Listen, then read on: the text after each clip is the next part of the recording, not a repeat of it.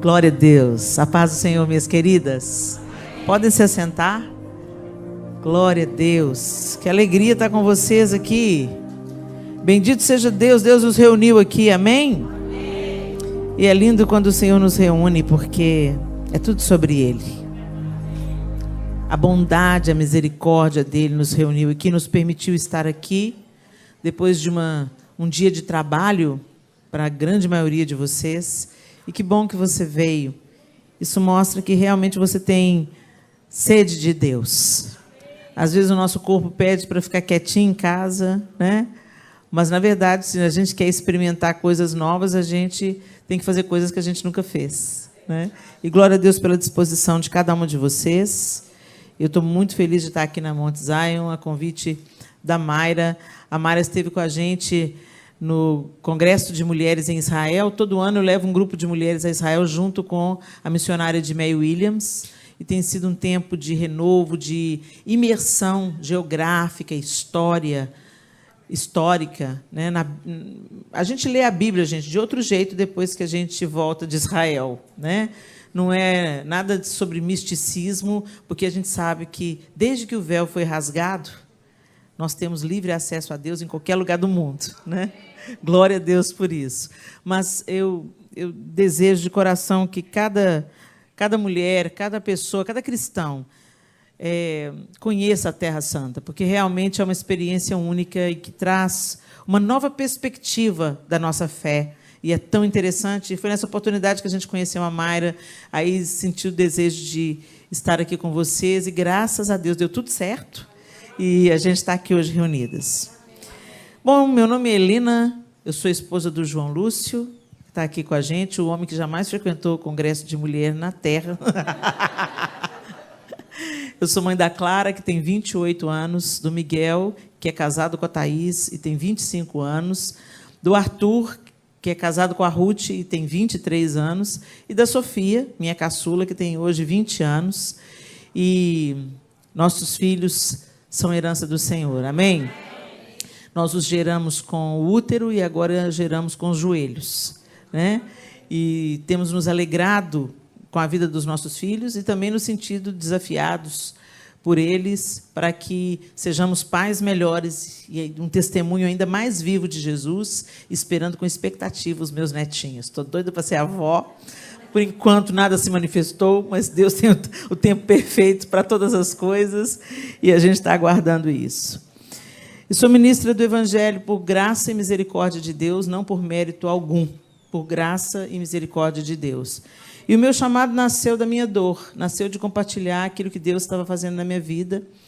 No próximo ano, 2023, irão completar 20 anos que, pela primeira vez, eu preguei diante de um grande público uma palavra, porque até ali eu tinha compartilhado testemunhos, eu tinha encorajado pessoas, mas caminhando junto com a pastora Ezenete Rodrigues, intercessora em Belo Horizonte, intercessora do Diante do Trono. Mas no Congresso de Louvor de 2003, Ana Paula, eu estava conversando com ela sobre uma obra de transformação que Deus estava fazendo na minha vida através de um livro do Andrew Murray, que se chama Humildade, a Beleza da Santidade. E Deus começou a me moer através desse livro. E a Ana falou assim: Helena, eu quero que você pregue sobre isso no próximo Congresso de Louvor e Adoração. E isso foi em 2003, e ano que vem faz 20 anos que essa jornada oficialmente começou. E é tão bom ver o que o Senhor, e só o Senhor, é capaz de fazer na nossa vida ao longo da jornada, né? Ele nos cura e transborda. Ele nos consola para que a gente console a outra com a mesma consolação que fomos consoladas. Não é assim?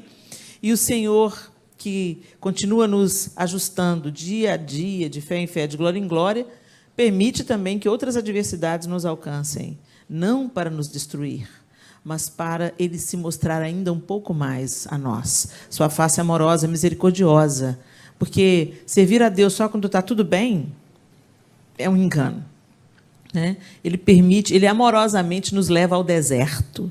Ele permite o deserto na nossa vida para que a gente seja aperfeiçoado e para que a gente olhe para outras pessoas de igual para igual e não de cima para baixo. Às vezes Deus precisa de permitir na nossa vida uma trombeta para nos alertar, para nos acordar. O megafone de Deus é uma dor, o megafone de Deus é um problema. E é a oportunidade da gente crescer. Nós estamos reunidas aqui, esse culto pérola, ele tem essa ilustração tão apropriada, né? A pérola é formada de uma irritação na ostra, de uma dor da ostra. Eu não vou dar aqui a aula, que eu sei, tenho certeza que vocês já conhecem o processo. É lindo a gente ver ela pronta, formadinha, legítima, enfeitando um brinco, um colar, não é? É lindo. A pérola é perfeita demais. Como você pensa, como da natureza pode vir algo tão lindo? Pois é. Da nossa natureza caída, carnal e arruinada, Deus também pode suscitar pérolas lindas. Mas vai passar pelo processo, minha linda. Então, se você acreditou num falso evangelho que te contaram, aquela história assim, vem para Jesus que tudo vai dar certo. Vem para Jesus que sua vida vai ser sempre florida. Vem para Jesus que os problemas vão acabar. Deixa eu te falar, Jesus nunca falou isso. Esse evangelho não tem nada a ver com o evangelho de Jesus Cristo. Ele mesmo se deixou moer para que nós tivéssemos vida e vida em abundância. Então, todo processo de dor, ele vai redundar em glória se nós estamos caminhando no propósito, na vontade e em obediência à palavra de Deus. Dura coisa é sofrer, porque a gente vai sofrer de qualquer jeito, tendo a presença de Deus ou não. Agora, dura coisa é sofrer longe de Deus, porque Ele é o remédio, né? Aquela velha música, né? Vinde e voltemos ao Senhor, pois Ele nos despedaçou e nos sarará, fez a ferida e a ligará, nos revigorará e viveremos diante dele. Há um bálsamo em Gileade, há unção em Gileade, vem sobre mim para curar. Restaura a filha de Sião. Há um médico em Gileade, há remédio em Gileade, vem sobre mim para curar. Restaura a filha de Sião. Vinde, voltemos ao Senhor. Quando o homem cai, ele entrou num caminho de ruína e morte. E nós ainda estamos inseridos em um contexto de queda. Mas o Senhor já proveu o seu Filho, reconstruiu o caminho, abriu a porta, para que você não vivesse mais a realidade da queda, mas a realidade da reconciliação com Cristo. Então, não significa que nesse caminho de volta a Jesus, que serão só flores. Porque Ele mesmo disse que estreito é o caminho, apertada a porta que conduz à vida. A porta que todos passam por ela é larga. Ela começa com muito prazer e termina em morte. Mas a porta que conduz à vida, ela é estreita, ela é apertada, mas ela conduz a um lugar espaçoso e à vida. E é isso que o Senhor quer fazer através da sua luta, da sua adversidade, do seu desânimo, do seu abatimento, da sua perda. Ele quer transformar isso numa pérola. E não só para enfeitar a sua vida, mas para enfeitar a vida dos outros. A gente também tem que parar de viver um evangelho egoísta e autocentrado. Isso não tem nada a ver com o cristianismo. O cristianismo é fazer pelo outro. E enquanto nós amamos o outro, enquanto nós caminhamos e aliviamos as cargas do outro, nossas cargas também são aliviadas. Deus mudou a sorte de Jó, enquanto Jó orava por seus amigos. E não é diferente, não é? Eu queria que você abrisse a Bíblia comigo, para nós aprendermos juntas com a bendita palavra de Deus. 2 Samuel, nós vamos caminhar em alguns capítulos de 2 Samuel. 2 Samuel, capítulo 4.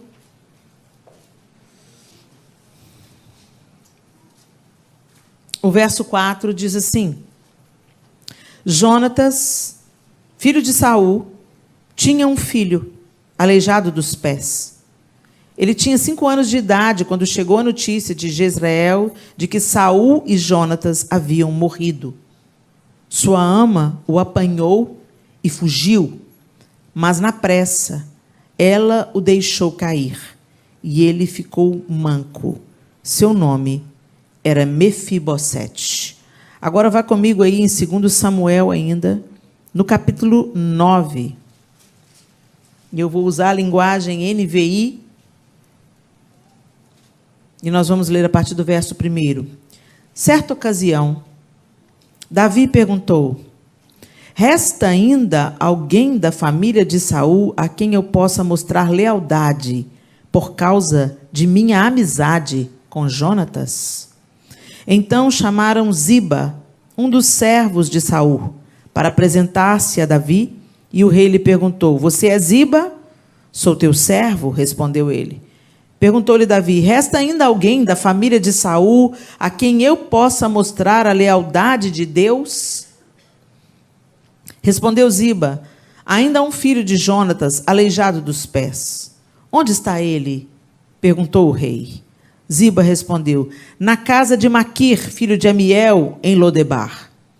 Então o rei Davi mandou trazê-lo de Lodebar. Quando Mefibosete, filho de Jonatas e neto de Saul, compareceu diante de Davi, prostrou-se com o rosto em terra. Mefibosete? Perguntou Davi. Ele respondeu: sim, sou teu servo. Não tenha medo, disse-lhe Davi, pois é certo que eu o tratarei com bondade por causa de minha amizade com Jonatas, seu pai. Vou devolver-lhe todas as terras que pertenciam a seu avô Saul, e você comerá sempre à minha mesa. Mefibosete prostrou-se e disse: quem é o teu servo, para que te preocupes com um cão morto como eu?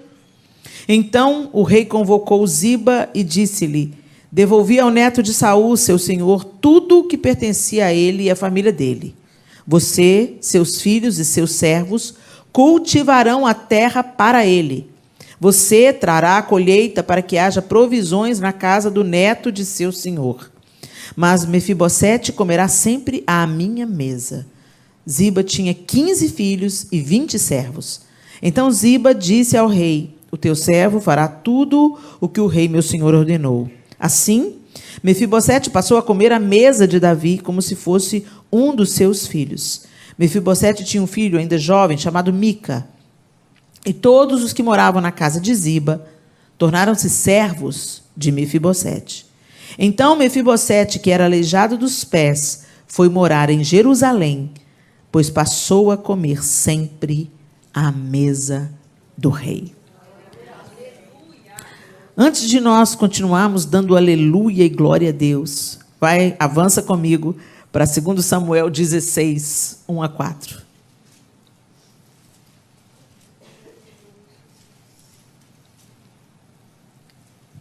Nesse ínterim, Davi estava saindo de Jerusalém, porque Absalão havia ameaçado o trono. Então Davi resolveu sair de Jerusalém com toda a sua comitiva para não entrar em confronto contra o seu próprio filho. E ele passa com a sua comitiva pelo Vale do Cedron, saindo de Jerusalém, subindo o Monte das Oliveiras. Então está nesse contexto aqui. Davi está chorando, de pés descalços, lamentando, saindo da sua cidade, deixando o trono para o seu filho, para não entrar em confronto com Absalão, que a essas alturas estava doido da cabeça. Verso 1. Mal Davi tinha passado pelo alto do monte, o Monte das Oliveiras, em direção ao deserto, e lá estava à sua espera Ziba, criado de Mefibosete. Ele trazia 2 jumentos carregando 200 pães, 100 bolos de uvas passas, 100 frutas da estação e uma vasilha de couro cheia de vinho. O rei perguntou a Ziba: por que você trouxe essas coisas? Ziba respondeu: os jumentos servirão de montaria para a família do rei, os pães e as frutas são para os homens comerem, e o vinho servirá para reanimar os que ficarem exaustos no deserto. Onde está Mefibosete, neto de seu senhor? Perguntou o rei. Respondeu-lhe Ziba: Ele ficou em Jerusalém, pois acredita que os israelitas lhe restituirão o reino de seu avô. Então o rei disse a Ziba: tudo que pertencia a Mefibosete agora é seu. Humildemente me prostro, disse Ziba, que o rei, meu senhor, agrade-se de mim. Aí quando a gente lê isso, a gente fala: como assim? Mefibosete recebeu a graça de Davi, comeu na mesa do rei e agora está fazendo essa desfeita? Não seja tão rápida para tirar as suas conclusões. Avance para o capítulo 19. Capítulo 19, verso 24. Aí teve toda aquela batalha, Absalão foi destruído e Davi agora está voltando de volta para Jerusalém para ocupar o trono. Ok? Verso 24. Mefibosete, neto de Saul, também foi ao encontro do rei. Então, Davi agora está voltando do deserto. Absalão foi subjugado e ele está voltando para reassumir o trono. Nesse caminho, houve muita coisa, tá, gente? Eu aconselho que vocês leiam a Bíblia e façam oração se quiser crescer. Mefibosete, neto de Saul, também foi ao encontro do rei. Então, ele estava sendo recebido por aqueles que desejavam aclamá-lo novamente rei. Ele não havia lavado os pés, nem aparado a barba, nem lavado as roupas, desde o dia em que o rei partira até o dia em que voltou em segurança. Quando chegou de Jerusalém e encontrou-se com o rei, este lhe perguntou: por que você não foi comigo, Mefibosete? Ele respondeu: ó rei, meu senhor, eu, teu servo, sendo aleijado, mandei selar o meu jumento para montá-lo e acompanhar o rei. Mas o meu servo me enganou. Quem era servo de Mefibosete, gente? A família de Ziba. Meu servo me enganou. Ele falou mal de mim ao rei, meu senhor. Tu és como um anjo de Deus. Faz o que achares melhor. Todos os descendentes do meu avô nada mereciam do meu senhor e rei, senão a morte. Entretanto, deste a teu servo um lugar entre os que comem à tua mesa. Que direito tenho eu, pois, de te pedir qualquer outro favor? Disse-lhe então o rei: você já disse o suficiente. Minha decisão é que vocês, Ziba, dividam a propriedade. Mas Mefibosete disse ao rei: deixa que ele fique com tudo, agora que o rei, meu senhor, chegou em segurança ao seu lar. Amém. Senhor, essa é a tua palavra. E nós pedimos, ó Deus, que o teu ensino venha sobre a nossa mente, gerando uma nova mentalidade, gerando um novo comportamento através desse novo pensamento e novas atitudes práticas na vida através do conhecimento da tua palavra, pelo poder do teu Espírito em nós, em nome de Jesus. Amém. Mefibosete, uma criança. Saul, como você já conhece a história, era um rei poderoso, tinha sido ungido por Deus, mas se desviou da vontade de Deus. Saul gostava de obedecer a Deus parcialmente. Por isso ele desagradou o coração de Deus. A diferença de Saul e Davi é porque Davi também pecava. Davi pecou horrivelmente. A diferença principal entre os dois é que Saul sempre transferia a responsabilidade. Ele sempre culpava alguém pelo erro dele. E Davi não. Davi chamava para ele a responsabilidade. Eu pequei contra ti somente eu pequei. E ele se arrependia dos seus pecados e tomava um outro rumo. Saul não. Saul transferia. Saul falou: não foi bem isso que eu fiz. Não, que injustiça que Deus está fazendo comigo. E vocês já conhecem a história. Muito bem, Davi começou a ser perseguido por Saul por inveja, porque Deus já havia rejeitado o reino de Saul e já havia ungido Davi como rei. Mas Deus não eliminou Saul imediatamente. Deus permitiu que Saul perseguisse a Davi para treinar Davi. Então, diga para a mulher que está do seu lado: o problema te treina. A pessoa difícil é treinamento. A nossa vontade é de exterminar a pessoa. Oh, Deus, tira do meu caminho. Né? Então, alguém está virando uma pedra no seu sapato, a primeira coisa que você quer é que Deus remova aquilo. Manda que a pessoa para longe, Senhor. Dependendo do que ela fez com você, você até faz aquela oração absurda. Ô, Senhor, salve e recolhe. Isso é uma oração feiticeira, gente, misericórdia. Deus tem compaixão de nós, né? Aquela pessoa difícil está na sua vida, primeiro, você também tem as suas dificuldades. Você também não é tudo que você pensa que você é, não. Fatão, tá? Sabe mau hálito? Todo mundo sabe que você tem, menos você.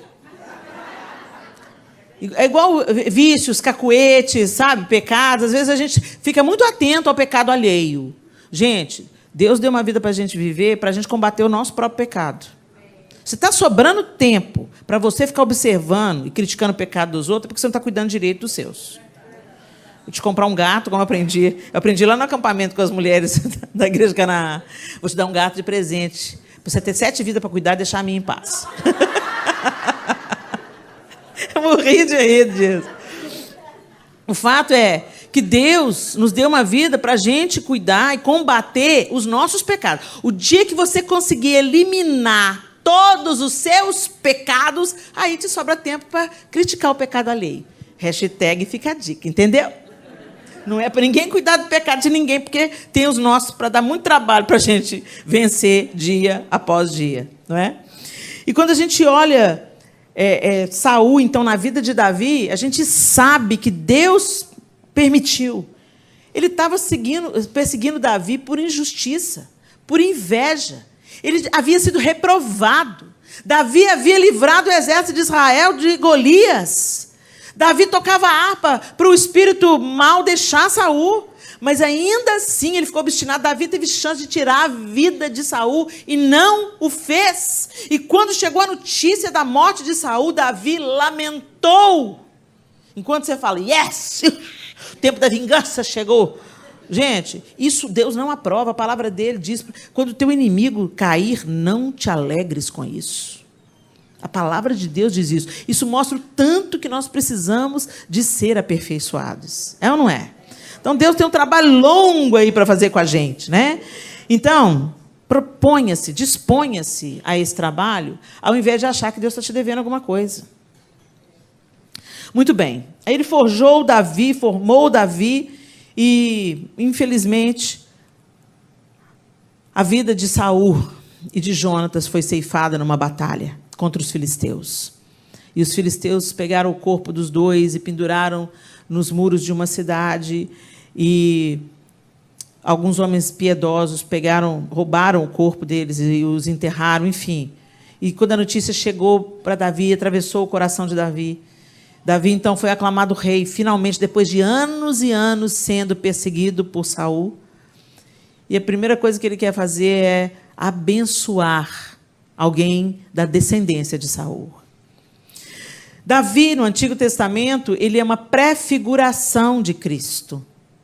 E o que é uma prefiguração? É como se fosse uma sombra imperfeita de coisas que o Messias, de qualidades do Messias de Deus. Então, a gente vê, ao longo de todo o Antigo Testamento, algumas ilustrações do que Deus estava para fazer. Por exemplo, quando no Monte Moriá, Deus pede, né, para Abraão levar seu filho Isaque, para ele ser sacrificado, aquilo já era uma pré-figuração da crucificação. Quem subiu carregando a lenha? Isaque, o filho da promessa, o filho único de Abraão, o filho único da promessa, porque ele já tinha Ismael, mas era o filho da desobediência, o filho do jeitinho. O filho da promessa era Isaque. O que Deus prometeu foi Isaque. Quem subiu o Monte Moriá com a lenha na mão? Isaque. Uma pré-figuração de Cristo, que também subiu o monte, carregando o lenho, onde ele foi sacrificado. Para Isaque, Deus proveu o cordeiro, mas no Gólgota, o filho foi o cordeiro. Então, nas Escrituras Sagradas, a gente vai vendo toda essa correlação. Então, preste atenção no que eu estou te dizendo. A palavra de Deus é a palavra de Deus, de Gênesis a Apocalipse. Ok? É uma palavra linear e messiânica, e todos os livros da Bíblia apontam para o Messias de Deus, Jesus Cristo. Então, se alguém te disser que o Antigo Testamento não serve mais, essa pessoa está equivocada. Ok? O Antigo Testamento, existem profecias no Antigo Testamento que ainda não foram cumpridas. Todas as vezes que Jesus se referia às Escrituras Sagradas, ele estava se referindo ao Antigo Testamento. Porque o Novo estava em curso, estava sendo escrito. Quando o apóstolo Paulo fala das Escrituras, ele fala do Antigo Testamento. Então, o Novo Testamento é o cumprimento do Antigo, mas não anula o Antigo. Ok? Nós somos salvos pela graça, mediante a fé, não mais salvos pela nossa justiça ou pela lei. Mas entenda, o próprio Jesus disse, eu não vim desprezar a lei, eu vim cumpri-la. E eu digo a vocês que nenhuma palavra, nenhuma vírgula passará da lei até que tudo se cumpra. O próprio Jesus que falou isso. Ok? Fecha parênteses. E aí, então, Davi, que é essa prefiguração de Jesus, um homem segundo o coração de Deus, um rei, estende a sua benevolência a um descendente daquele que o havia oprimido e ferido. Mefibosete era neto de Saul. Mas ele procura um descendente de Saul, e aí Ziba fala, tem o filho de Jonatas, então ele vem comer a minha mesa. E o primeiro versículo que a gente leu aqui disse que Mefibosete tinha uma aleijão. Ele era manco, aleijado dos 2 pés. Não é isso que o texto diz para a gente? O primeiro versículo que a gente leu aí, meu tablet está levemente lento, mas vai dar tudo certo.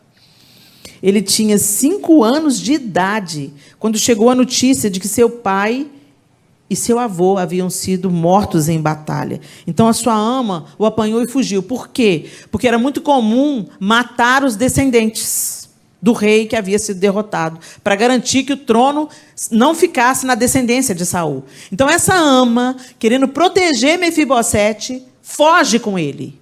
E, na fuga, ela cai e ele fica aleijado dos pés.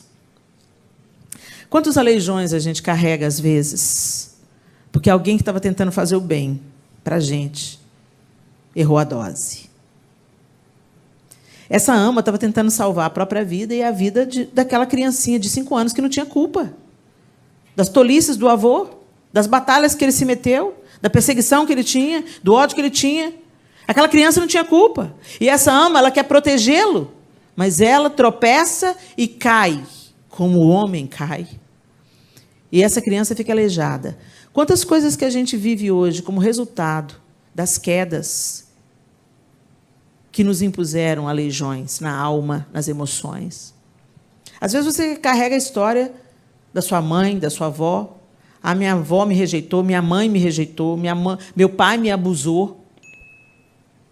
Ou pessoas que estavam realmente tentando fazer o bem para você, fizeram mal. Ou das pessoas que você mais se esperava que fizesse bem a você. Gente, a pessoa que tem mais potencial para nos ferir é a pessoa que a gente mais ama.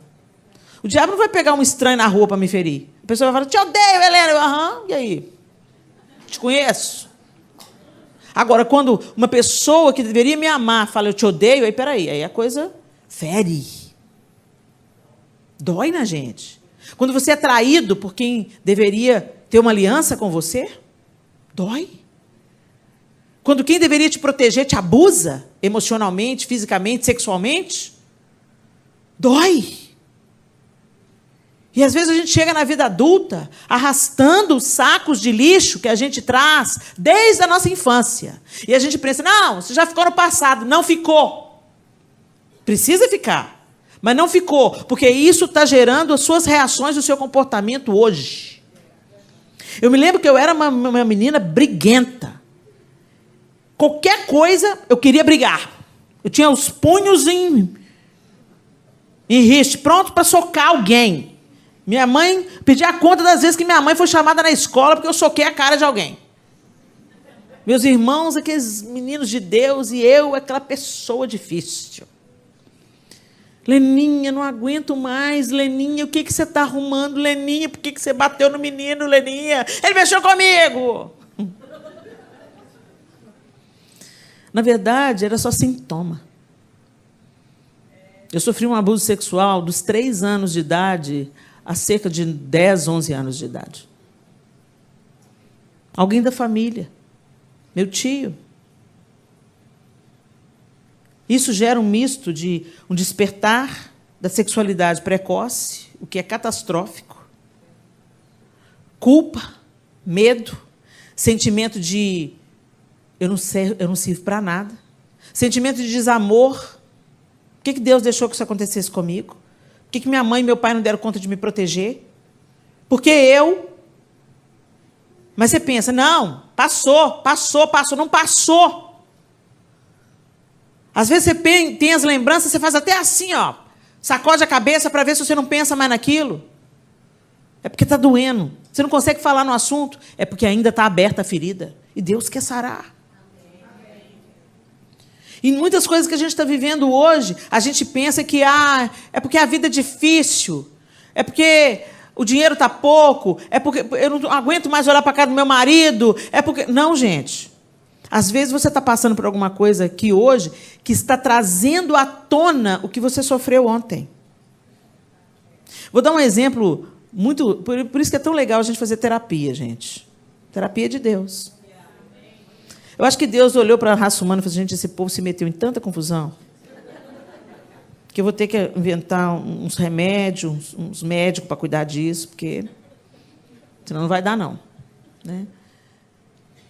Então, eu quero te dizer que, seja lá o que foi que você passou na sua infância, tem uma reverberação no seu presente. Mefibosete passou por algo terrível, e ele não só ficou aleijado, teve o pai assassinado, o avô assassinado, mas de príncipe ele foi para Lodebar. Lodebar, gente, era uma cidade sem pasto, sem vida. Era uma terra seca. Era uma terra miserável. E é isso que o diabo faz com a nossa alma quando a gente sofre um abuso, um abandono, uma traição. Ele leva a gente para Lodebar. Ele leva a gente para o lugar da miséria, ele leva a gente para o lugar da sequidão, ele leva a gente para o lugar sem pasto, sem comida, devastado. E você fica lá, você fica crescendo em Lodebar. Você pensa, Mefibosete foi para lá com 5 anos, mas ele já era pai de Mica. Ele já era um homem feito. Quantos anos exilado no lugar da miséria? Quantos anos ele exilado no lugar da falta, da sequidão, da dor, do aleijão? E quando a gente está nesse lugar, a gente não consegue se alegrar com coisa alguma. A gente não consegue ver vida em coisa alguma. A gente não consegue reagir a coisa alguma. E aí a gente vira uma pereba ambulante, ferido e ferindo. Ferido e ferindo. Aí sai aquela pessoa problemática pela igreja afora. Ó vida, ó céus, ó azar, ninguém me ama, ninguém me quer, ninguém me dá atenção. Aquela pessoa dodói, todo mundo que tem que ficar lambendo a pessoa. E por mais que você fale, você é amada, querida, você é amada. Desconfiada, reativa, fofoca da vida de todo mundo. Isso tudo é sintoma. Sintoma de que você está presa em Lodebar. Sintoma que você está aprisionada na miséria que o diabo te impôs. Sintoma que você está cativa do aleijão na sua alma que você sofreu. Mas Jesus está te chamando para a mesa. O rei está te chamando para comer a sua mesa. Mas a gente não quer. Sabe por que a gente não quer? Porque a gente quer um profeta para pôr a mão na cabeça da gente e profetizar. Gente, vai ler a Bíblia. Se eu fizer uma enquete aqui, que eu tenho feito ultimamente, mas eu não vou fazer, porque eu tenho que ficar tão entristecida com essa enquete, que eu falei: Deus, tem misericórdia de nós somos o teu povo, mas nós seremos salvos pela sua graça e misericórdia mesmo, porque a gente não vale nada. Porque você pensa, você chega no Islã, os menininhos de 5 anos já estão decorando o Corão. Estão decorando o livro da fé deles. A gente tem 10 anos de igreja, 20 anos de igreja, 30 anos de igreja, nunca leu a Bíblia inteira. Você fica ali só em Salmos e Provérbios, achando que está dando muito para Deus. Gente, deixa eu falar uma coisa. A oração é a parte da vida, do relacionamento que você fala. E a leitura da palavra é a parte do relacionamento que você ouve. Se você não escuta Deus através da palavra, você corre um grande risco de ser, todos os dias, chicoteado, enganado pelo diabo. Porque, inclusive, ele usa até a palavra para tirar você da presença de Deus. Conhecereis a verdade vos libertará. Se eu fosse uma profeta de entregar a profecia, número de CPF e tal, esse culto estava saindo, tinha uma fila lá fora. Porque o povo caminha atrás do profeta, mas não caminha atrás da profecia. Não entra no quarto, não fecha a porta, não lê a Bíblia, não se alimenta de Deus. Por isso, quando as coisas te acontecem, você não entende porque você não conhece a Deus. Você conhece a Deus que a Helena te fala sobre ele, você conhece o Deus que os pastores dessa casa te ensinam, mas é muito mais do que isso, gente. Eu não quero conhecer o João porque alguém me apresentou o João. Eu quis me casar com o João. Eu quis conhecer o João intimamente. Eu quis ser uma com ele. E não é à toa, não é só ilustração romântica, quando Deus fala que está provendo uma noiva para o seu filho. A igreja é a noiva do filho. Como que a gente quer que Jesus volte para o casamento, sendo que a gente não gosta de namorar com ele? Se você gosta, se você quer o casamento com uma pessoa, é porque você não consegue mais dizer tchau. Quando que eu descobri que eu queria casar com o João Lúcio? Porque eu não conseguia mais dizer tchau. Separar ficava ruim. Dizer tchau ficava ruim, ir embora ficava ruim. Eu não quero mais que você vá embora, eu quero que você fica. Eu quero que a gente caminhe os dias juntos. E é isso que Deus quer ter com a gente. Relacionamento e não religião. Você está preocupado com o tamanho da roupa, com a tatuagem, com a cor da sombra, do batom da irmã, da calça comprida? Gente, em nome de Jesus, vamos parar de viver de aparência. Sabe quem tinha uma roupa destacada? Os fariseus. Os fariseus se vestiam de um jeito. Quem assiste The Chosen aí sabe do que eu estou falando. Eles tinham todo um paramento, toda uma roupa especial, aquele véu que eles usam especial, uma cor diferenciada. Por quê? Porque eles se achavam muito espirituais. Se você, minha irmã, veste a roupa certa, mas o seu coração é cheio de justiça própria por causa disso, você está em pecado. Se você se acha mais santa do que a sua irmã, porque ela está com uma calça pericrente e você está com a saia do manto...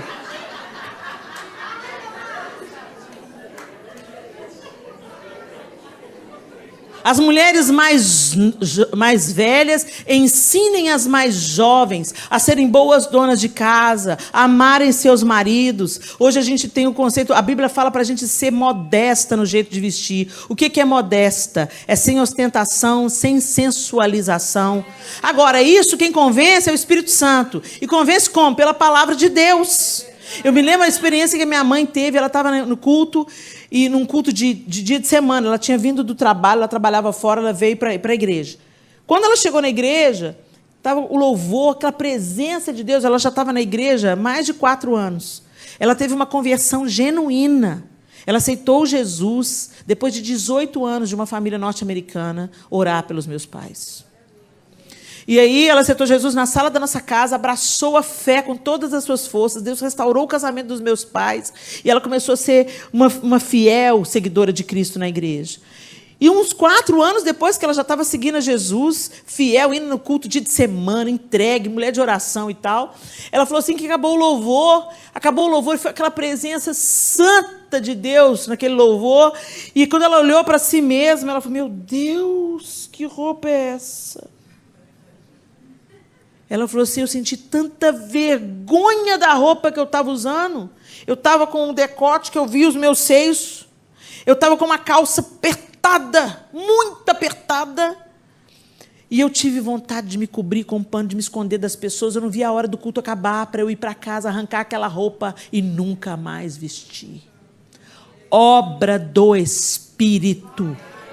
Nunca mais eu vi a minha mãe usando uma roupa pericrente. Mas é uma mudança de dentro para fora. Não adianta, gente, você querer tirar a ídola, você quebrar a imagem da sua mãe. Deus precisa tirar o ídolo primeiro do coração. E a gente quer inverter as coisas. E a gente dá uma de Espírito Santo, querendo fazer a obra na vida alheia. Você não consegue transformar nem você, está querendo transformar outra. Você não consegue podar sua língua grande, está querendo pensar na saia da outra. Gente, a gente tem que orar mais uns pelos outros e dar mais exemplo uns para os outros e não ficar olhando para o outro com superioridade. E é isso que a religião faz. A religião faz a gente fazer uma reforma por fora. A gente fica igualzinho os fariseus. A gente usa uma roupa ungida. O jeito que a gente fala, o jeito que a gente ora, o jeito que a gente anda, o jeito que a gente se comporta. Nossa, como eu sou espiritual. Só a graça. Só a graça. Porque Deus sabe a feiura de um sepulcro caiado. Banquinho por fora e por dentro um corpo em decomposição. O Senhor quer te tirar da religiosidade aparente e te trazer para o relacionamento que te transforma de verdade. Transforma por dentro e transforma por fora. Se ainda não está aparecendo por fora, é porque por dentro está em processo. Mas continua orando e continua cultivando esse relacionamento através da conversa. E qual é que é a conversa? Oração e leitura da palavra. Leitura da palavra e oração. Conversa com Deus. E à medida que a gente vai lendo a palavra, essas palavras vão saltando e mudando a gente. E limpando a gente vai tendo insights. Uau, como é que eu não vi isso aqui antes? Já li esse texto 20 vezes. Uau, que poderoso que é isso, que tremendo que é isso. Dá vontade de sair correndo e cantando para todo mundo. É uma experiência maravilhosa, é transformadora e é definitiva. Por que hoje tem um tanto de gente que vai para o mundo, volta para a igreja, vai para o mundo, vai para a igreja, vai para o mundo, vai para a igreja? Porque o relacionamento é superficial, não é um relacionamento profundo. Ele é para inglês ver. Ele é para cumprir o protocolo. Eu venho na igreja porque eu temo a Deus, mas quando eu saio daquela porta para fora, eu continuo vivendo a vida por cima. Eu não chamo Deus para o meu trabalho, eu não chamo Deus para o meu estudo, eu não chamo Deus para o meu casamento, eu não chamo Deus para o meu relacionamento com os meus filhos. Eu quero que Deus seja um servo. Oh, Deus me abençoa aqui, assina esse projeto aqui o projeto de poder, eu quero dinheiro. Então vem cá, Senhor, me abençoa. Isso não é relacionamento, não, gente. O Senhor quer ser seu marido.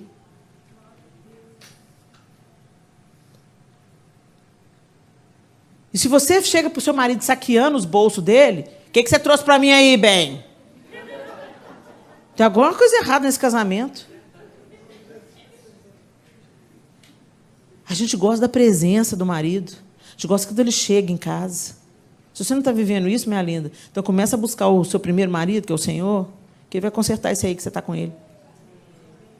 Porque o Senhor quer que o nosso casamento na terra seja uma sombra do grande casamento que está para acontecer. Onde a noiva gosta de estar com o noivo. Onde o noivo protege e cuida da noiva. O Senhor quer fazer isso. Mas a gente vive na superfície. Se assentar à mesa significa se tornar amigo, ter um relacionamento. É por isso que Jesus era tão criticado, porque quem sentava com ele na mesa? Pecador, prostituta, galera do balacobaco. Mas sabe qual que é a diferença? Ninguém saía daquela mesa do mesmo jeito.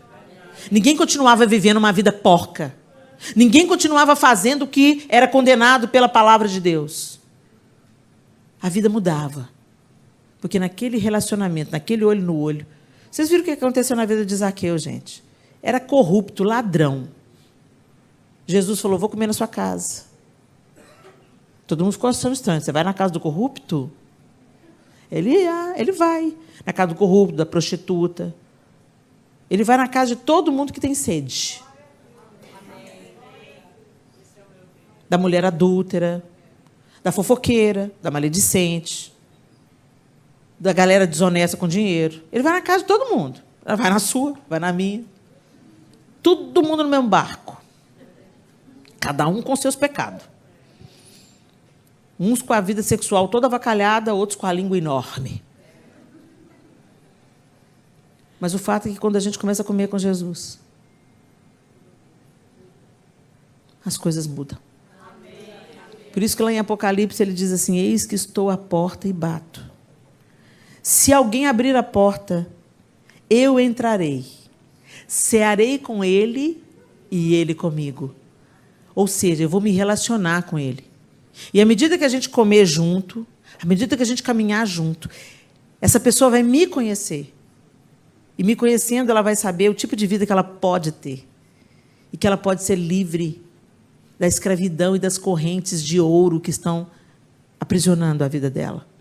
Das lembranças do passado, dos traumas da infância, das dores da alma, dos relacionamentos abusivos, de toda tralha que ele está carregando, ele vai ver que ele pode caminhar em liberdade novamente. Mas, para isso, tem que ter o olho no olho. Eu não sei o que rolou naquela refeição na casa de Zaqueu. Mas o cara saiu de lá querendo restituir 5 vezes mais a todo mundo que ele roubou.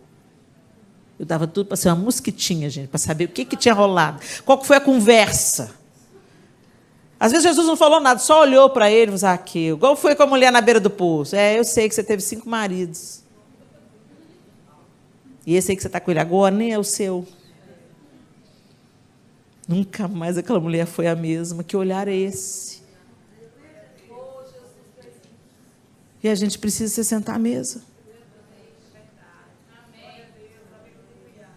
Se sentar à mesa com o pão da vida. E deixar ele saciar a nossa fome. Matar a nossa sede. E se tornar em nós uma fonte a jorrar para a vida eterna. Eu queria ter uma varinha mágica para pôr a mão em você e falar assim: pronto, agora toda dor vai cessar, todo problema, todo trauma será curado. Não, gente, é uma jornada. Segura na mão de Deus e vai. Quando eu me deparei com as minhas feridas e com o meu aleijão por causa do abuso sexual, a pastora Zenete me deu o conselho de ouro. Eu tinha acabado de ingressar à universidade, estava empolgada, terminando o primeiro semestre. E ela falou assim: tranca a universidade. E vai para o seu quarto e fecha a sua porta. E vai conhecer o Deus, Helena, que você pensa que você ama. Porque amar a Deus não é só cantar canções de amor e ter camisetas estampadas, Jesus. Amar a Deus é obedecê-lo. Anda com Ele, caminha com Ele, vai conhecê-lo, lê a Bíblia. Rasga o seu coração. Não precisa fazer oração rebuscada, não. Você acha que você impressiona Deus com a sua oração rebuscada? Rasga o seu coração, manda real em Deus. Deus, eu não estou aguentando, estou com vontade de dar voadora em uma, estou com vontade de acabar com esse casamento, estou com vontade de rachar a cabeça do fulano, eu quero vingança. Mas eu não quero mais ficar assim, Senhor. Eu preciso do Senhor, me cura, me restaura, me liberta. Põe a sua mão em mim, Senhor. Me transforma. Coloca o seu coração em mim. O seu olhar em mim. Me abraça, Senhor, com o seu perdão. Lava o meu coração peludo, Senhor. Gente, é isso. O sangue de Jesus nos lava de todo pecado se nós o confessamos. Não é uma fórmula mágica, mas a gente está caçando fórmula mágica. A gente quer, sabe, as profecias que alisa capeta. Está com problema de caráter, não busca a Deus, não lê a Bíblia, não faz oração, mas quer que Deus fale assim: eis, filha muito amada. O Senhor já falou que te ama. A Bíblia fala que Deus prova o seu amor para conosco, porque Cristo morreu na cruz, sendo nós ainda pecadores. Deus não precisa te provar nada não, minha linda. Ele já provou, te ama demais. Te ama tanto que moeu o filho dele na cruz para ter você de volta. E você fica aí com esse mimimi. Ai, Deus, me fala que me ama, me fala que me ama, me fala que me ama. Recebe esse amor, veste a roupa desse amor, põe esse demônio para correr. Fala: escuta aqui, você não vai mentir mais para mim não, Deus me ama sim, porque Ele moeu Jesus por minha causa.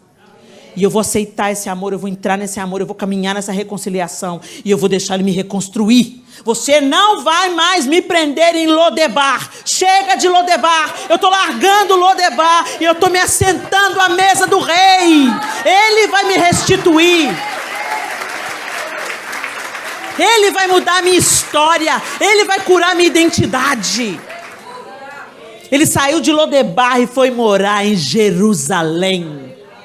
E é isso que Deus quer fazer com você e comigo. Todas nós temos um tipo de aleijão nas memórias, nas traições, nas coisas que sofremos. Deus conhece o seu, minha linda. Mas ele já abriu a porta de casa, já te convidou para o jantar, a mesa dele está posta para você. Não interessa a vida que você está levando. Não interessa da miséria que você estava vivendo. Deus está te chamando para a mesa para você não viver mais como uma mendiga. Mendigando o afeto das pessoas. Hoje está em tanta distorção na sexualidade das pessoas. E não é nada sobre sexo. É tudo sobre afeto. As pessoas querem afeto, afeto, afeto, afeto. E isso está se tornando, inclusive, um ídolo na vida delas. Elas querem tanto afeto que elas estão dispostas a abrir mão do maior amor do mundo para comer migalha do que parece bom. O Senhor está te chamando para a mesa, como Davi chamou Mefibosete. Mas eu vou te dizer uma coisa. Tem Ziba no caminho. Davi chama Mefibosete. E pega Ziba. Ziba era quê de Saul? Servo. Ele serviu. Quando eu fui lendo esses capítulos, quando chegou nessa parte que Mefibosete não foi, e Ziba dá um relatório para Davi, falando que Ziba estava esperando ser restituído no trono, eu falei, gente, mas isso não combina. Quem muito é perdoado, muito ama. Quem é alcançado pela graça, entendeu a graça, muito ama. Eu falei assim, peraí, esse menino ficou desde os 5 anos de idade em Lodebar, numa sequidão absoluta, numa miséria absoluta. Davi manda buscar, não para matar o descendente de Saul e garantir o seu reinado, mas para chamar esse menino aleijado para sua mesa e tratar ele como um príncipe. Ele restitui tudo que Saul tinha e dá para ele. E ele coloca os servos do seu avô, Saul, a serviço dele. E falou assim, olha, vocês vão prover para a família, né? Porque ele já tinha um filho, tinha Mica, devia ter uma esposa, vocês vão prover para a família de Mefibosete. Mas Mefibosete vai comer da minha mesa. E aí vem Ziba, entrega lá os presentes para Davi. Davi fala, por que você está trazendo isso? Não, porque é para isso, é para aquilo outro. Sabe os bajulador que vem na vida? Tem gente que lambe o chão que você pisa, até você escorregar. Eles estão próximos, te alisando. Não, você foi... Sabe? A pastora não me olhou. É isso mesmo. Ela não te deu o que você merecia. Sai dessa igreja. Você é muito maior do que isso. Você é tão maravilhosa, não te reconhecem. Alguém que fica babando a sua ferida. Lambendo a sua ferida. Desconfie dos bajuladores. Porque, na verdade, eles estão querendo puxar o seu tapete. Eles levam e trazem. Ah, pastora, sabe a fulana? Está ferida com a senhora, viu? Depois vai lá, a pastora é tão injusta. Gente, isso é nojento. Os capangas de Satanás estão dentro da igreja. Deixa eu te falar. A Bíblia fala que o joio e o trigo ia crescer juntinho. Não sei se você já viu esse vídeo na internet, mas o joio e o trigo, o cara pega o trigo, esfrega assim na mão, é igualzinho o joio e o trigo. Aí ele pega o trigo e esfrega, aí fica um tanto de semente na palma da mão. Aí ele sopra a palha e fica aquele tanto de sementinha. E o joio, ele esfrega do mesmo jeito e fica só palha. Não tem fruto. Cuidado em quem você está confiando. Cuidado com essas pessoas que ficam lambendo a sua ferida e fortalecendo a sua ferida. É, você foi muito abusada. É, você é muito coitadinha. É verdade, esse marido seu não te merece, não. É, parte para outra, a fila anda. Acaba logo com esse casamento. Ah, para que vai orar para o seu filho? Ele não quer nada, entrega para Deus. O filho faz a escolha. Larga esse filho para lá. Para de orar, ele já fez a escolha dele. Vai viver a sua vida. Vai ser feliz. Frasezinha do diabo. O diabo sabe como é que põe a mesa. Mas escolha a mesa certa. Escolha a mesa do rei. E aí eu fiquei pensando, gente, mas isso não bate? Como é que pode? Mefibosete foi alcançado com tanta graça, tanto perdão, tanto amor. Está cuspindo no prato que comeu. Mas mais adiante, você encontra um Mefibosete que, desde que Davi... Tem discordância entre os teólogos. Alguns teólogos ficaram no vácuo, eles não sabem quem falou a verdade. Se foi Ziba ou se foi Mefibosete. Talvez Davi tenha ficado na mesma dúvida, porque no final ele falou, quer saber? Divide entre vocês as coisas. Divide o dinheiro entre vocês. Eu não sei quem é que está falando a verdade, então racha as coisas aí entre vocês e sejam felizes vocês dois. Aí, o que Mefibosete fala depois me faz ver que ele estava no caminho certo, e ele estava dizendo a verdade. Ele abriu mão. Ele disse assim, não, ele pode ficar com tudo. A minha riqueza é a minha amizade com o rei. O meu prazer, a minha alegria é me assentar à mesa do rei. Não me importa o que eu estou perdendo. Eu não tinha nada mesmo, eu era miserável. Eu estava em Lodebar. Mas agora eu sou amigo do rei. E isso me basta. Eu não me preocupo com terras, com bois. Eu não me preocupo com ovelhas, com gado, com empregados e servos e casas bonitas. Eu estou feliz porque o rei está de volta ao trono. Será que é esse o coração que nós estamos tendo, meninas?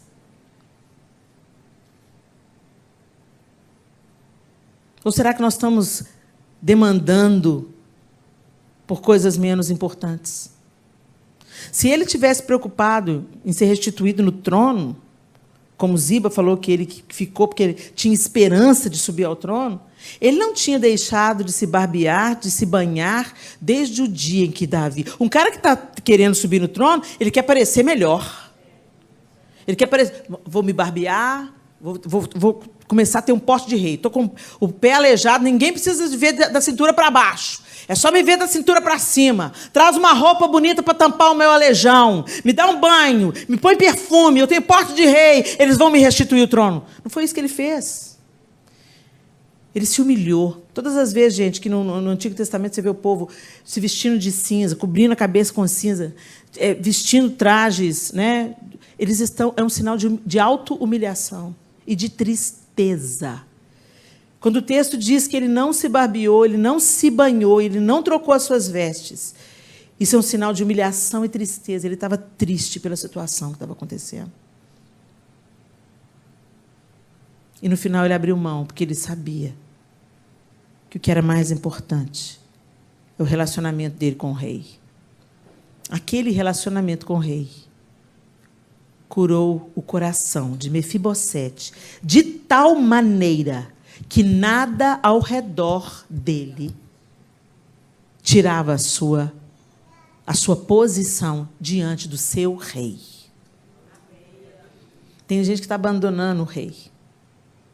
Porque o casamento acabou, porque o emprego perdeu, porque o filho desviou. Ah, Deus não cuidou de mim. Ah, Deus não me acolheu. Deus não me sarou. E o meu abuso, Deus? Por que o senhor deixou? Minha linda, você está aqui hoje, está respirando? Pela misericórdia de Deus. Você está viva. É porque Deus ainda tem um propósito na sua vida. Quantos servos de Deus foram embora para casa nesses 2 últimos anos? Todo mundo aqui conhece alguém, perdeu alguém. Mas você está aqui. Eu tive Covid com 40% de comprometimento do pulmão. Eu pensei que eu ia morrer. Mas eu não morri. Então eu vou viver para cumprir o meu propósito, atingir os meus fins e florescer na presença de Deus. A felicidade é uma consequência daquele que teme o Senhor e anda nos seus caminhos.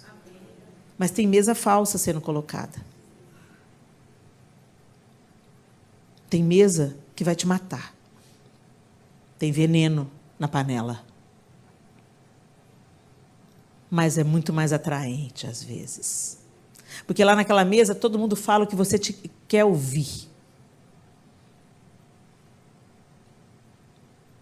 Davi foi rapidamente enganado por Ziba.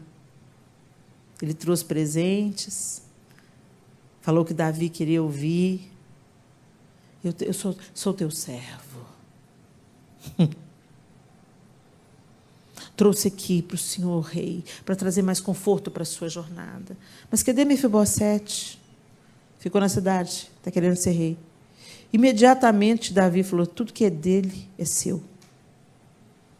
Não procurou checar nem nada, mas graças a Deus que Davi era só a sombra do que Jesus é.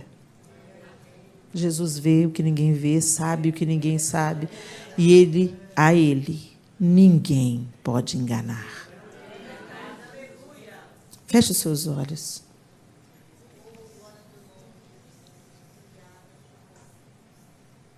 O rei te chamou para a mesa. Não interessa o que te fizeram. Ele não te acha indigna. Ele te convida à mesa. Foi para isso que Jesus morreu. Para que você tivesse acesso à sua presença.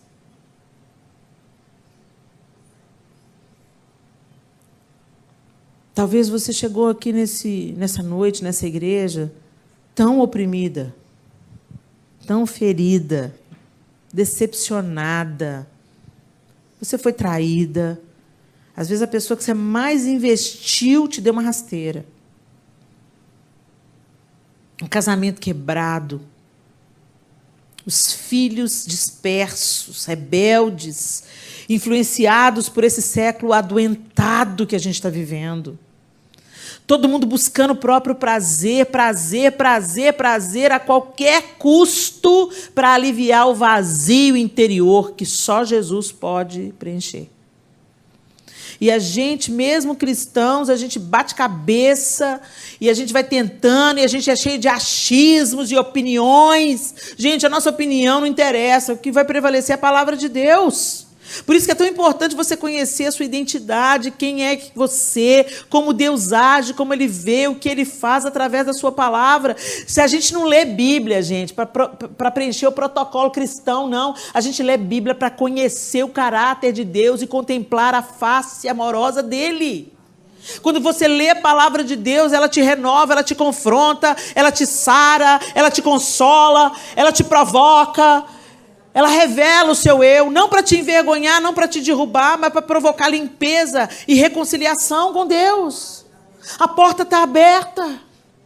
Jesus te convida para a mesa, te tira de Lodebar, te leva para Jerusalém, se assenta com você à mesa, onde tem relacionamento, onde tem conversa, onde tem riso, onde tem cura.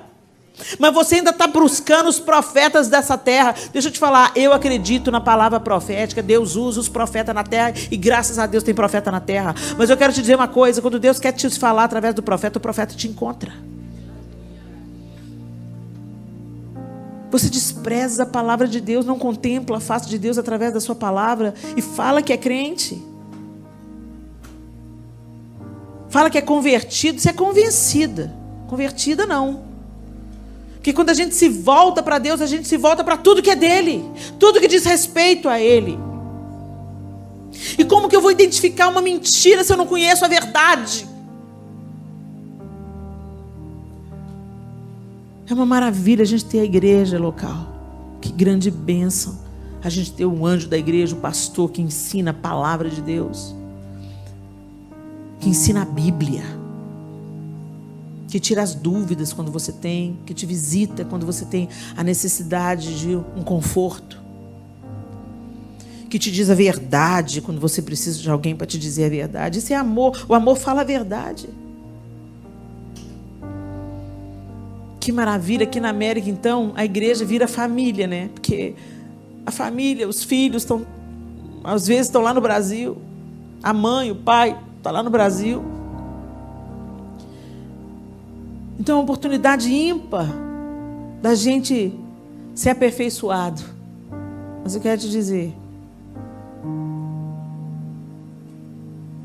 se você não tiver um relacionamento vertical primeiro, o horizontal vai ser afetado.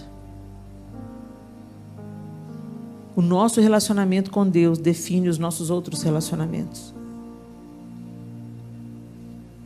Quanto mais é minguado nosso relacionamento com Deus, mais feridos nós seremos e feriremos, nos nossos relacionamentos interpessoais. Você vai viver em pé de guerra com os filhos, vai viver em pé de guerra com o marido, vai viver em pé de guerra com o patrão, vai viver em pé de guerra com seus irmãos na igreja, vai viver em pé de guerra, vai virar uma pessoa irreconciliável. Os filhos da luz são reconciliáveis. Por isso que Jesus fala que bem-aventurados são os humildes, os mansos, os pacificadores. Então que a gente caminhe nessa direção. Senhor, eu não sou mansa, eu sou irada, mas eu não quero mais ser. Coloca a sua doçura no meu coração. Senhor, eu não sou humilde, eu sou orgulhosa, mas eu não quero ser, porque eu sei que o Senhor resiste ao soberbo. Me ensine, Senhor, o caminho da humildade. Senhor, eu não sou pacificadora, Senhor. Eu vivo metida na confusão na igreja, na família. Eu dou opinião demais. Ensina-me, Espírito Santo. E é assim que Ele vai nos transformando, dia a dia, de fé em fé. Um remédio não te cura com uma dose só. Normalmente, quando a gente tem um tratamento, quanto mais grave for a doença, o antibiótico às vezes é prolongado e forte. E você não pode atrasar ou pular uma dose, senão você fica complicada, você pode piorar o seu estado. E a gente marca no relógio para tomar um antibiótico para ficar boa da doença. Pois é, a gente precisa ficar boa da doença do pecado, do caráter deturpado, dos vícios, dos ídolos que ocupam o nosso coração. É, gente, porque tem a idolatria, ela está aí todo dia. Tem um tanto de Deus disputando o lugar do trono do Senhor no nosso coração. O trabalho, o dinheiro, os relacionamentos, o status, a aparência, tanta coisa toma a primazia do nosso coração. E aí a gente fica o quê? Bonitinho e adoentado, sepulcro caiado.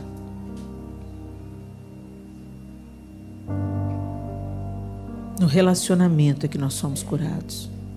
Então, chegai-vos a Deus, e Ele se chegará a vós outros. Purificai as mãos, pecadores, e vós que sois de ânimo dobre, limpai o coração. Afligi-vos, lamentai e chorai. Converta-se o vosso riso em pranto, e a vossa alegria em tristeza. Humilhai-vos na presença de Deus e Ele vos exaltará. Esses versículos são uma convocatória ao arrependimento de pecados.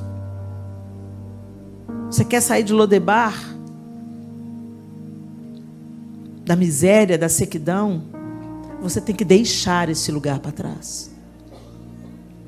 E às vezes a gente se acostuma tanto com o lugar da miséria, com o lugar do pecado, com o lugar da fofoca, da maledicência, da ira, da arrogância, do orgulho, que a gente acha que o problema é o rei. Tem gente que não quer sair de Lodebar.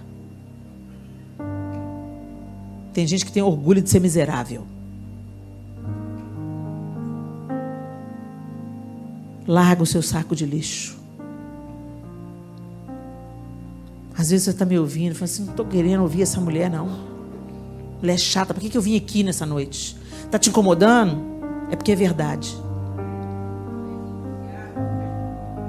A verdade, às vezes, é como uma espada que atravessa a gente.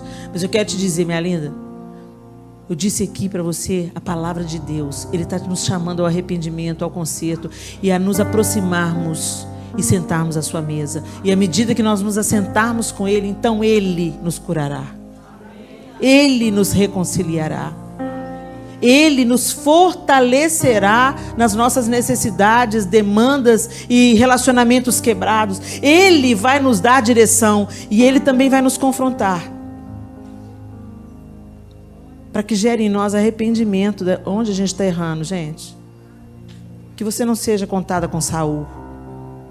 Que você não endureça o seu coração nessa noite. dizendo para Deus assim: mas a culpa é dele, a culpa é dela, foi o que me fizeram. Eles podem ter falhado com você, podem ter te traído, te enganado, mas tem alguma coisa que você precisa deixar Deus sondar no seu coração e falar: Senhor, eu rasgo o meu coração, eu deixo no seu altar a minha raiva, eu deixo no seu altar o meu desejo de vingança, eu deixo no seu altar a minha justiça própria, eu deixo no seu altar as palavras duras que eu lancei, os desejos de morte que eu tive. Eu quis que o outro morresse, eu quis que o outro desaparecesse da minha vida. Eu te peço perdão, Senhor, porque foi com um amor imerecido que o Senhor me amou. Quem sou eu para desejar a morte do meu irmão? Me perdoa, Senhor, e me ajuda a perdoar. Eu quero me reconciliar contigo, porque eu sei que nessa reconciliação as outras áreas da minha vida também receberão a sua cura. Então agora eu não quero que você traga ninguém para a sala. Só você e o Senhor estão na sala de jantar agora. Só você e o Senhor estão assentados à mesa agora. E o rei te chama para mudar para Jerusalém, chegar mais perto dele, morar mais perto dele, para sempre ter acesso à sua mesa. Não mais Lodebar, não mais a cidade sem pasto, sem comida, seca, estéril, miserável, mas assentadas à mesa do rei. Seremos curadas. E no final, tudo que vai importar não é dinheiro, não é o que você levou, o que você perdeu, o que você ganhou, o que deixou de receber. O mais importante é que ninguém pode te separar do amor de Deus. Ninguém pode te arrancar da mesa. Ninguém pode ferir a sua filiação, a sua identidade de filha. Ninguém, nem a morte, nem a vida, nem poderes, nem altura, nem profundidade, nem qualquer outra criatura poderá nos separar do amor de Deus. Mas você precisa deixar Lodebar para trás e se sentar à mesa. Senhor Deus, nós estamos na Tua casa, na Tua presença.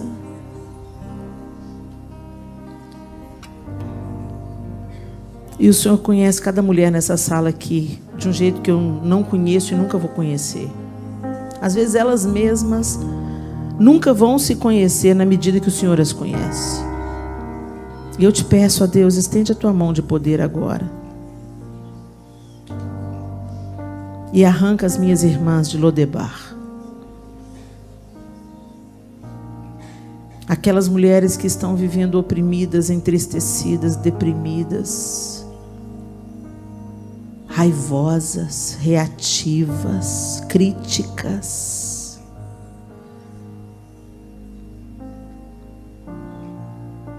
Sonda cada coração. O Senhor sabe que isso tudo é sintoma, mas o Senhor conhece a raiz do problema. O Senhor conhece o que tornou essas mulheres arredias, isoladas, desconfiadas, invejosas, que se comparam o tempo todo, que pensam que o Senhor tem filhas preferidas, que questionam o Teu amor. Elas estão quebradas, Senhor, exaustas, sobrecarregadas. Jesus, recebe essas mulheres à roda da Tua mesa. Elas vieram aqui hoje, não foi para ver ninguém, foi para ver o Senhor, foi para ouvir do Senhor, foi para buscar o Senhor. E eu te peço, Jesus, que como Davi fez com Mefibosete, chamando para a roda da mesa, restituindo a dignidade, dando um novo lar, uma nova perspectiva, alegria, renovo, esperança. Que o Senhor faça com cada uma das minhas irmãs nessa noite, comigo também. Eu também me incluo nessa oração, Senhor. Às vezes a gente recebe tanto ataque e a gente também se sente tão cansada, mas eu quero permanecer à roda da tua mesa, Senhor. Aquelas que estão desesperançadas, que elas recebam a tua esperança nessa noite. Aquelas que estão cansadas e sobrecarregadas, que elas recebam o teu alívio. Aquelas que estão desesperadas, que elas olhem para o Senhor e creiam que o Senhor tem todas as coisas sob o teu comando. O Senhor é soberano. Aumenta a fé das minhas irmãs. Aumenta a confiança das minhas irmãs. Atrai essas mulheres, Deus, à comunhão contigo. Através da leitura da palavra, através da oração.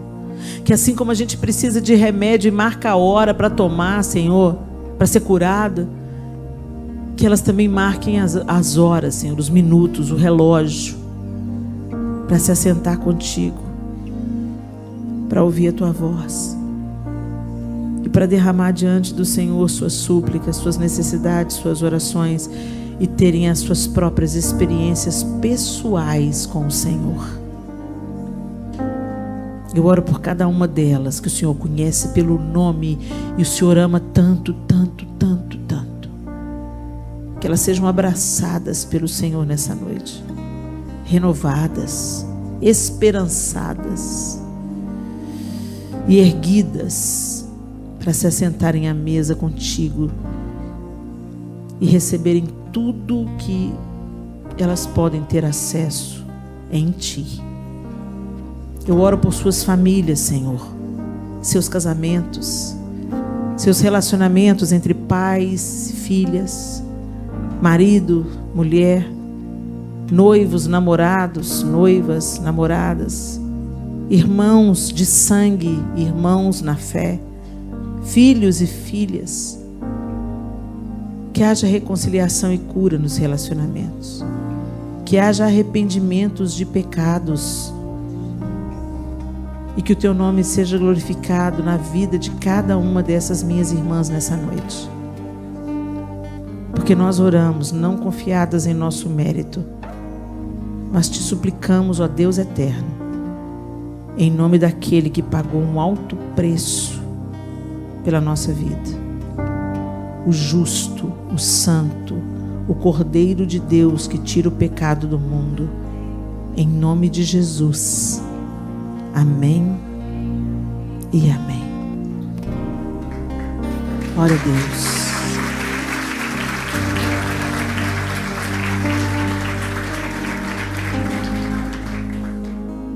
Minhas irmãs, o caminho da cura é passo a passo. Entre nessa jornada. Percorra o caminho. Deus vai prover reforço. Vai levantar pessoas perto de você para te ampararem no dia difícil. Vai prover alimento espiritual para você se fortalecer. E nos dias que você estiver dolorido e não conseguir nem falar, ore em pensamento. Seja sincera com Deus. Senhor, hoje eu não estou conseguindo nem orar. No meu processo de cura tinha dia que eu não conseguia nem orar. Eu falava, Senhor, eu não consigo nem orar. Então eu vim aqui só para ficar na sua presença. Eu deitava lá no quarto, no chão do quarto. E falava assim, Jesus, eu estou aqui na sua presença. Eu quero a sua presença, me cura, me restaura. Quando eu pensava que não, eu já estava orando. E foram muitas as vezes que eu adormeci nesse estado. Quando eu levantei renovada. Enquanto eu estava ali, Jesus foi lá e me renovou. Eu posso te contar a minha experiência e te edificar. mas Ele quer construir uma história com você. Ele quer escrever uma história para você, com você. E fazer de você também uma fonte a jorrar. Para que você possa contar a outras pessoas: olha o que Ele fez comigo. Tem jeito sim, teve jeito para mim? Tem jeito para qualquer pessoa. O Senhor quer construir uma história de amor com você. Aceite o convite. Abandona Lodebar. Muda para Jerusalém. Chega perto do rei. Se assente à mesa. Invista tempo nesse relacionamento. Relacionamento que é importante para a gente prioriza. Quando você quer conhecer alguém, o que você vai? Vamos almoçar junto? Vamos tomar um café junto? Vamos sair junto? Vamos viajar junto? Não é assim? Pois é isso que Jesus quer fazer com você. Ter relacionamento com você. Amém?